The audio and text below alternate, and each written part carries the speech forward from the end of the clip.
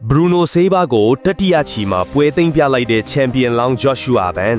ချင်းလူငယ် fighter လေးရဲ့အလားအလာကဘယ်လောက်ထိရှိလဲဆိုတာအမှန်ကန်ချပြလိုက်တဲ့ပွဲပါပဲ။ Silva လိုရှင်ထိုးမဲ့ပြိုင်ဘက်နဲ့တွေ့တော့ Van ကို power အားနည်းသေးတယ်ဆိုလဲသူလေးလဲမြတ်ဝါထင်ထင်ဖြစ်လောက်ပါပြီ။ဒီ weight တန်းနဲ့ဒီ power ကမနှဲပါဘူး။ knockdown အရေးအတွက်အများဆုံးရယူထားတဲ့ပြိုင်ဘက်ကိုခဏ knockdown ချအောင်ထိုးပြတာနဲ့တင်ငင်းလို့မရတော့ပါဘူး။ take down depth center ပြပြီးပြီ။အခု striking ရော power ပိုင်းရောချပြပြန်ပြီ။တီငင်မှုအာယုံစူးစိုက်မှုကောင်းမွန်တဲ့အချက်တွေကအရွယ်နဲ့မလိုက်ဖက်အောင်ပါပဲ။ပရိသမ ခမရဒါက champion လောင်းမှ champion လောင်းစစ်ပါ။ကျွန်တော်တို့အနေနဲ့ one championship မှအထိကဘာကျော် UFC champion တောင်ပိုင်ဆိုင်ခွင့်ရဖို့အိမ်မက်မှထားလို့ရပါပြီ။ Joshua Ban တယောက် Bruno Silva ကို TKO မဲ့အနိုင်ယူပြီးထပ်မံအောက်ဝဲခံလိုက်ပါပြီ။ဒါဟာသူ့ရဲ့စ조사အားထုတ်မှုနဲ့မလျှော့တဲ့ဇွဲရဲ့ရက်လက်ပါပြီ။မြန်မာပြည်သားမှရင်မကြောက်တမ်းရင်ဆိုင်ရတဲ့ဆိုတာကိုပြသသွားတဲ့ Joshua Ban ပါပဲ။ဂုဏ်ယူပါတယ် Joshua Ban